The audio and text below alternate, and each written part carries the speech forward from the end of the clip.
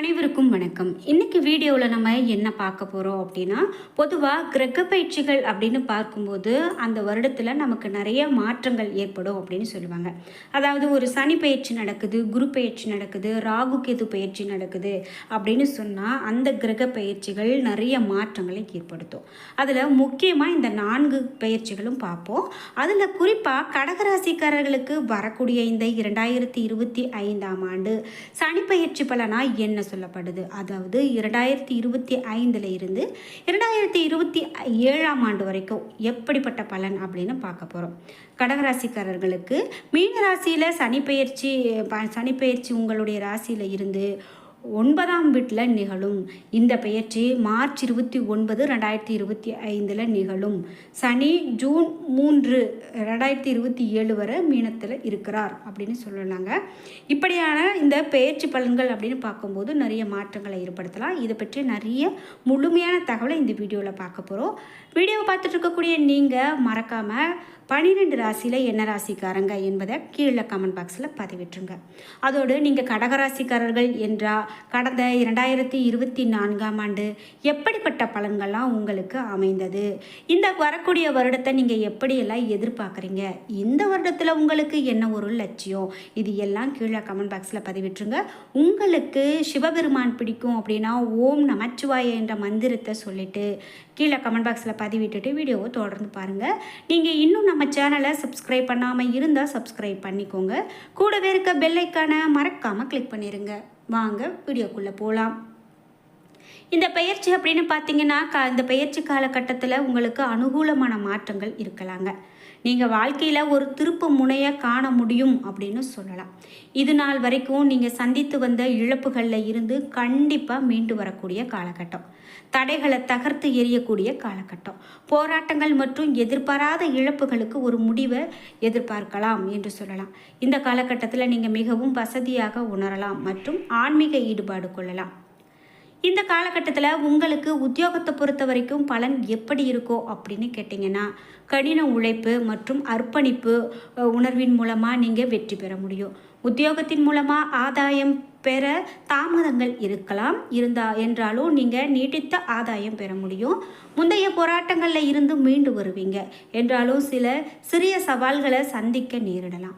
எனவே திட்டமிட்டு செயல்படுவது உங்களுக்கு நல்லது. இதன் மூலமாக நேர்மறையான முன்னேற்றத்தை நீங்கள் காண முடியும். அன்றாட பணிகள் மற்றும் பொறுப்புகளை நீங்கள் சரிவர நிறைவேற்றலாம். உங்களுடைய பலவீனங்களை அறிந்து நடந்து கொள்வதன் மூலமாக உங்கள் இலக்குகளை எளிதில் அடைய முடியும். இந்த அணுகுமுறை மற்றும் சனியினுடைய சாதகமான தாக்கம் இணைந்து உத்தியோக வாழ்க்கையை முன்னோக்கி நகர்த்தும் அப்படின்னு சொல்லலாம்.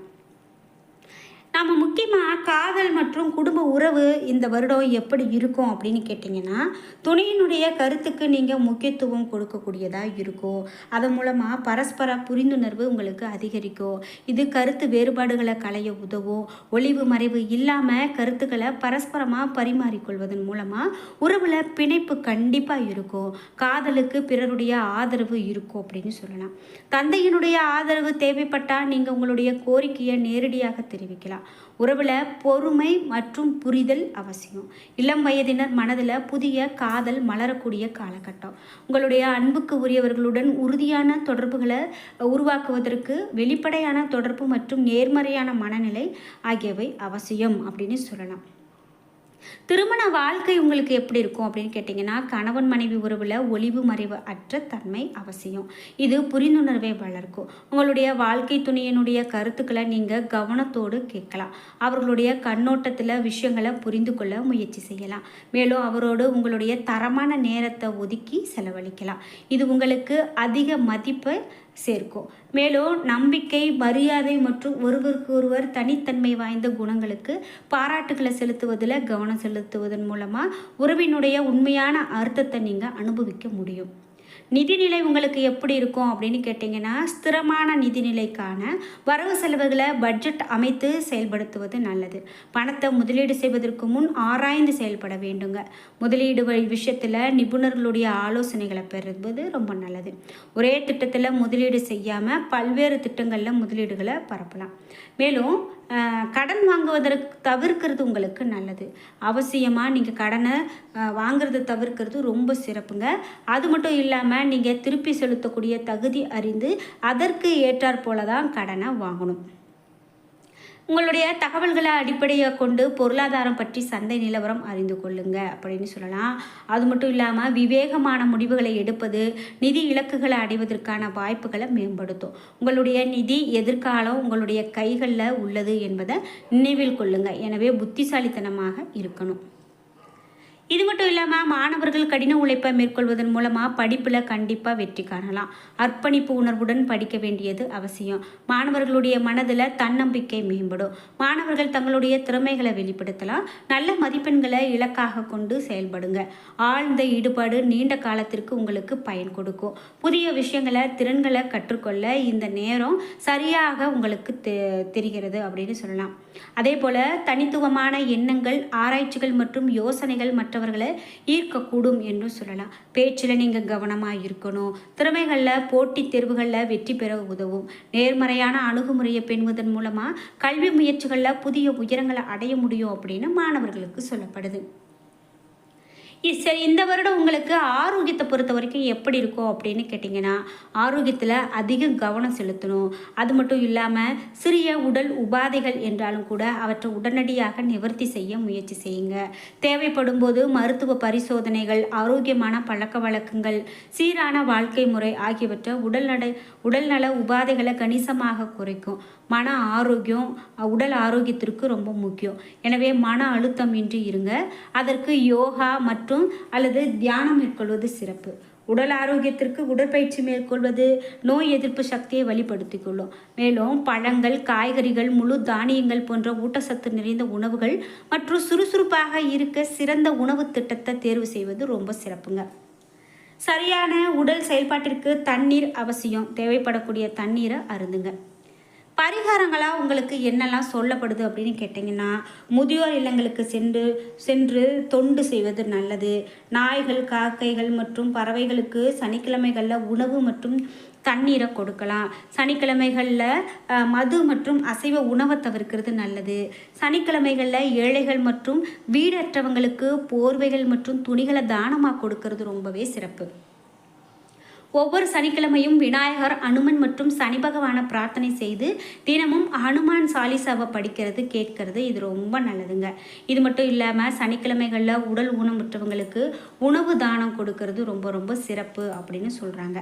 சரி, மேலும் உங்களுக்கு என்னெல்லாம் சொல்லப்படுது அப்படின்னு கேட்டிங்கன்னா, உங்களுக்கு இந்த வருடம் அப்படின்னு பார்க்கும்போது சிந்தனைகளில் மாற்றம் பிறக்கும். யோசனைகள் எளிதில் செயலாற்றுவீங்க. வெளிநாட்டு வேலைகளில், வியாபாரத்தில், வாழ்க்கையில், வெளிநாட்டு கல்வியில் ரொம்ப ரொம்ப உங்களுக்கு நல்ல பலன் என்று சொல்லலாம். கடந்த 2.5 ஆண்டுகளாக உங்களுக்கு மறுக்கப்பட்ட அல்லது தள்ளி போன வாய்ப்புகள் உங்களை தேடி வரும். தீர்க்கவே முடியாத பிரச்சனைகள் முடிவுக்கு வரும். மனதில் இருந்த எதிர்மறை சிந்தனைகள் நீங்க நேர்மறை சக்தி பிறக்கும். எடுக்கக்கூடிய முயற்சிகளுக்கு வெற்றி கிடைக்கும். இதோடு காரைக்கால் மாவட்டம் திருநள்ளாற்றில் இருக்கக்கூடிய தர்பாரண்யேஸ்வரர் கோவிலில் இருக்கக்கூடிய சனி பகவானை வழிபாடு செய்வது, நல திருத்தத்தில் குளித்து நல்லெண்ணெய் தீபம் ஏற்றினா நன்மைகள் உண்டாகும். சனி பகவானுடைய காயத்ரி மந்திரத்தை தினமும் 21 முறை உச்சரிப்பதன் மூலமாக உங்களுடைய வீட்டுக்கு அருகில் இருக்கக்கூடிய சிவ ஆலயத்திற்கு சென்று எல் தானம் செய்வதன் மூலமாகவும் வாழ்க்கையில் உண்டாகக்கூடிய பிரச்சனைகள் அனைத்தும் நீங்கும் என்றும் சொல்லப்படுது. சனி பகவான் 10ஆம் பார்வையாக 6ஆம் வீட்டை பார்க்கறதால கடன் சுமையில இருந்து வெளியில வந்தாலும் சுப கடன்கள் இருந்து கொண்டே இருக்கும். சிறு சிறு உடல்நல பிரச்சனைகள் வந்து போகும் அப்படின்னு சொல்லலாம். 3ஆம் இடத்தை சனி பகவான் 7ஆம் பார்வையாக பார்ப்பதால சகோதரர்கள், நண்பர்களுடனான உறவுல கவனமாக இருக்கணும். சில இடையூறுகள், இடைஞ்சல்கள் வரலாம். அதனால நீங்க ரொம்பவே எச்சரிக்கையா இருக்கணும் அப்படின்னு சொல்றாங்க. இந்த 2025ஆம் ஆண்டு இந்த கடகராசிக்காரர்களுக்கு பலன்கள் இப்படிப்பட்ட பலன்களாக அமைகிறது என்று சொல்லலாம். அதனால நீங்க எந்த ஒரு விஷயத்தையுமே நீங்க தைரியமாக மேற்கொள்ளக்கூடிய ஆண்டு என்றே சொல்லலாம். என்ன நண்பர்களே, இன்றைக்கி வீடியோவில் நாம் இந்த கடகராசிக்காரர்களுக்கு பலன்கள் எப்படி இருக்குது அப்படின்னு தெரிஞ்சுக்கிட்டோம். இந்த வீடியோ உங்களுக்கு மிகவும் பயனுள்ளதாக இருந்திருக்கும். வீடியோ உங்களுக்கு பிடிச்சிருந்தா லைக் பண்ணுங்கள், ஷேர் பண்ணுங்கள், கமெண்ட் பண்ணுங்கள். நீங்கள் இன்னும் உற்சாகம் டிவி சேனலை சப்ஸ்கிரைப் பண்ணாமல் இருந்தால் சப்ஸ்கிரைப் பண்ணிக்கோங்க. கூடவே இருக்க பெல் ஐக்கானை மறக்காமல் கிளிக் பண்ணிடுங்க. அப்போ தான் நாங்கள் போடுற இது போன்ற பயனுள்ள வீடியோக்கள் உடனுக்குடன் உங்களுக்கு நோட்டிஃபிகேஷனாக வந்து சேரும். நன்றி வியூவர்ஸ்.